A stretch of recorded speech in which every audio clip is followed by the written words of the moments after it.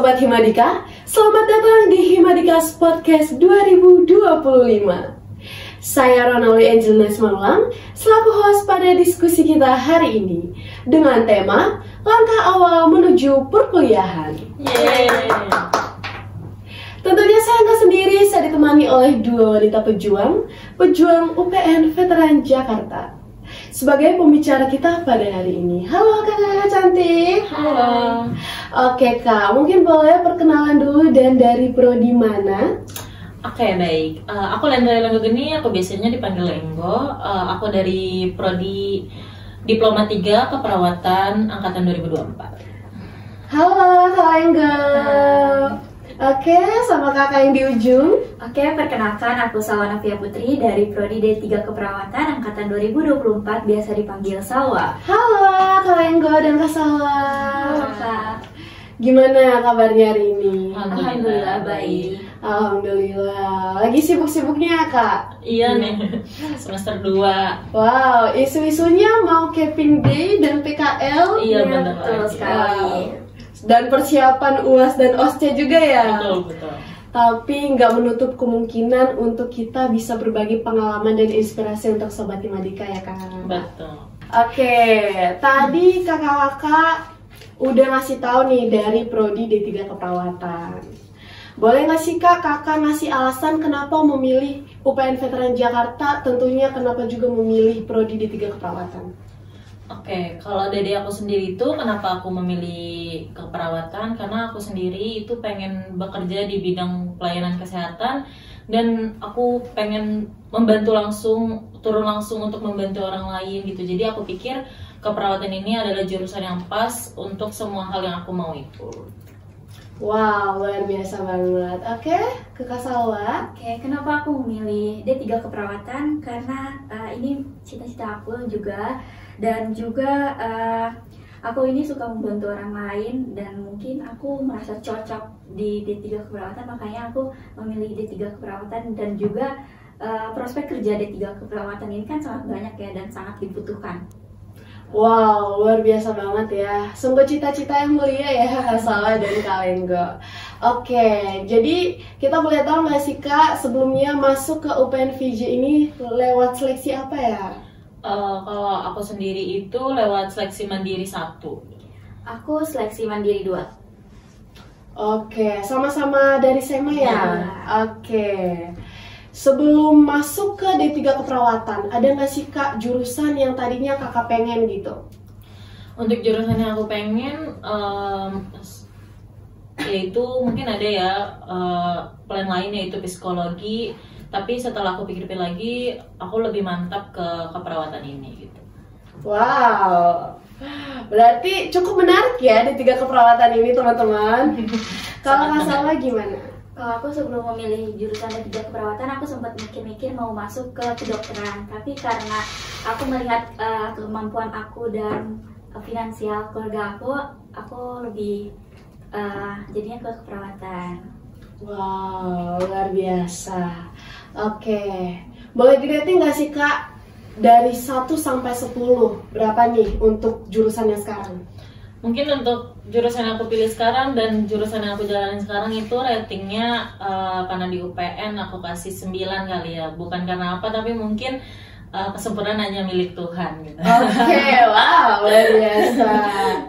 Kalau Kak Salwa? Aku kasih rating 9 juga. Rating 9 juga. Wow, luar biasa ya. Berarti cukup bagus ya. Iya. Masih UPN kan. Oke. Iya, keperawatan UPN siapa sih yang nggak kenal gitu. Wow. Oke. Boleh nggak sih kakak ngasih tahu tipsnya pas apa aja persiapan yang dilakukan sebelum memasuki ujian gitu? Kalau dari aku persiapannya itu mungkin cukup mendadak ya, karena aku sendiri tahu seleksi jalur mandiri ini itu dari sosial media yaitu TikTok. Jadi aku daftar di Hamin beberapa jam close pendaftaran. Jadi aku cuma cari tahu apa sih seleksi mandiri di UPN itu diujikan apa gitu. Jadi ternyata itu adalah ujian bela negara. Jadi aku cari tahu lagi ujian bela negara itu apa. Ternyata mungkin lebih banyak soal sejarah tentang Indonesia, terus juga pendidikan kewarganegaraan. Jadi menjelang untuk seleksi mandiri ini aku lebih mantapkan untuk belajar dua itu sih. Oke, wow. Mungkin boleh ke Kak Salwa. Aku sama seperti Lenggo ya. Pendaftaran itu di akhir-akhir. Aku mengetahui ada SMA 2 ini dari teman aku juga, dan aku mendapatkan gambaran-gambaran ujian, soal-soal ujian itu dari temanku yang ikut SMA 1. Wow, luar biasa banget. Jadi sama-sama pendaftarannya itu di last minute, teman-teman. Tapi malah berjodoh ya. Alhamdulillah. Luar biasa. Emang jodoh gak ada yang tahu gitu. Oke, boleh nggak sih Kak dikasih tips gimana cara kita memprioritaskan kegiatan kita dari waktu belajar, waktu bermain, dan kegiatan lainnya gitu? Kalau dari aku sendiri tipsnya itu yang penting kita disiplin sih, kita disiplin terus kita konsisten juga setiap harinya kita mau ngapain gitu. Terus kalau aku sendiri itu aku punya to-do list, misalnya kalau pagi itu aku pakai buat belajar. Kenapa sih aku belajar pagi? Karena otak kita juga masih fresh untuk menerima semua pelajaran, dan belajar juga kan nggak perlu lama-lama ya biar kita nggak stres juga. Terus untuk siangnya itu mungkin kadang aku pakai buat istirahat ataupun buat main atau buat refleksi diri sendiri untuk menyenangin diri sendiri akan stresnya ujian seleksi gitu. Terus untuk malamnya lagi aku pakai itu untuk review materi yang aku pelajari tadi paginya. Jadi begitu terus sampai hari H seleksi. Jadi tetap konsisten, tetap disiplin, dan tetap memperhatikan diri sendiri demi kesehatan mentalnya juga gitu. Jadi kan kita nggak mungkin kan kalau misalnya kita ujian terus kesehatan mental kita lagi down, itu juga akan mempengaruhi hasil ujian kita. Wow, luar biasa banget teman-teman. Jadi Sobat Timadika nanti boleh nyontek dari gambaran Kalenggo ya. Tapi setiap orang mungkin beda-beda jadwalnya, bisa disesuaikan sama diri sendiri juga. Kalau dari Kak Salwa kayak gimana? Kalau aku juga, aku membuat jadwal aku ya, kayak untuk hari ini tuh aku belajar apa, untuk besok belajar apa. Tapi beda aku sama Lenggonya itu, Lenggo kan belajar di pagi hari, sedangkan aku lebih masuk di malam hari. Jadi ya udah aku belajar terus di malam hari sampai pukul 11 lah ya. Terus besok paginya aku mereview kembali. Wow, nih beda lagi nih Sobat Timadika. Kalau Kak Salwa dia lebih cocok, lebih prefers di malam hari. Wow, jadi nanti teman-teman bisa nyocokin tergantung kenyamanan gitu ya. Oke, selama mengikuti ujian seleksi ada nggak sih Kak tantangan atau pernah gagal nggak sebelumnya gitu? Kalau gagal pernah ya, namanya kita mau mencapai sesuatu nggak mungkin kita langsung berhasil gitu. Wow. Jadi aku pernah mengalami kegagalan di jalur SNBP dan SNBT sampai aku punya di titik terendah aku swasta aja gitu, udah menyiapkan planning untuk swasta, tapi alhamdulillah rezeki dan jodohnya itu UPN Veteran Jakarta, dan aku punya keyakinan diri sendiri untuk lolos PTN tahun ini, nggak perlu gap year. Jadinya aku coba dan alhamdulillah lolos. Jadi untuk aku sendiri itu bagaimana kita meyakinkan diri sendiri aja, dan apa sih motivasi aku pengen banget di PTN ini, yaitu orang tua aku, karena menurut aku PTN itu suatu kebanggaan yang besar gitu. Jadi bukan nggak mungkin ya, tapi aku kalau bisa jangan swasta gitu. Wow, luar biasa banget ya motivasinya. Pokoknya intinya kita harus yakinin diri sendiri dulu ya, Kalenggo. Benar banget. Oke, kalau dari Kak Salwa kayak gimana? Kalau gagal pasti pernah ya. Aku itu gagal 4 kali seleksi. Wow. Dari SNBP, SNBT, Mandiri, PPKB. Aku sempat ikut di kampus lain juga. Oke. Terus di titik terendah aku itu waktu terakhir Mandiri kampus lain. Situ aku udah oke, aku harus kemana ini? Aku udah mempersiapkan juga ke swasta, udah mau daftar, tapi tiba-tiba yang kata aku itu, yang teman aku ngasih tahu. Akhirnya aku nyoba dulu di sini, siapa tahu jodoh, dan alhamdulillah aku berjodoh di sini. Alhamdulillah. Wow, luar biasa banget. 4 kali loh teman-teman, tapi bisa bangkit lagi dan menemukan jodohnya gitu. Oke, gimana sih Kak, kita pengen lebih dalam lagi pengen tahu gimana cara kalian tuh untuk bangkit gitu, untuk nyoba lagi ngikutin berbagai ujian seleksi gitu, walaupun berkali-kali, 2 kali bahkan 4 kali gagal gitu. Kalau aku dari sendiri untuk bangkit itu sebenarnya nggak mudah ya, apalagi berturut-turut gitu, SNBP, SNBT gagal, terus padahal harapan besarnya masuk SNBP itu berharap besar banget, jadi kita nggak perlu ujian UTBK kan.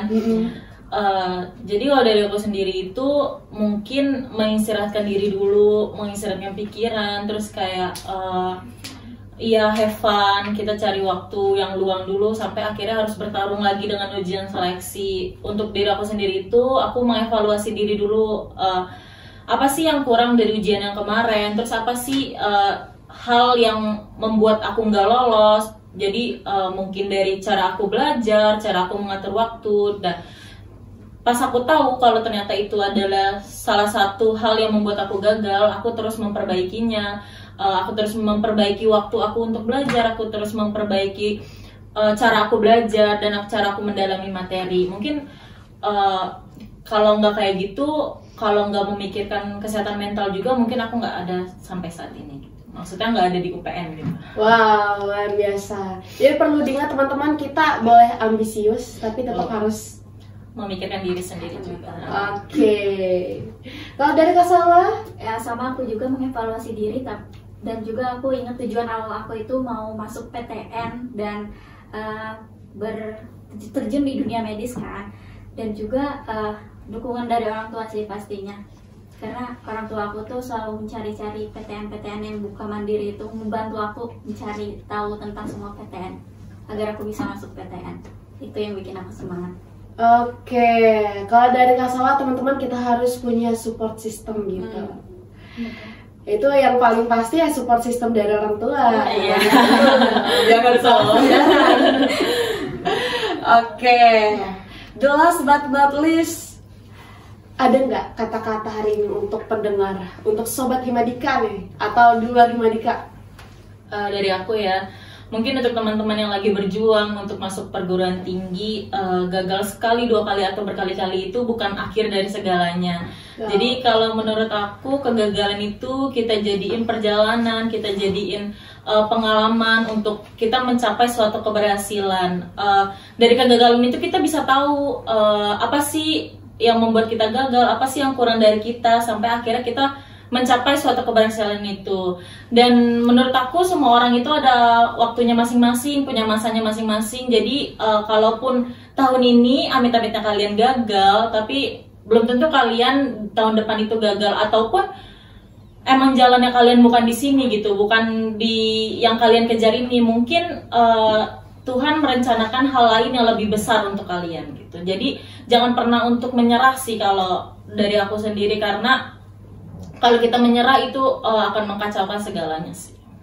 Wow, luar biasa banget ya. Intinya bunga gak bermekaran di waktu yang bersamaan. Betul, gitu ya Kak Lenggo.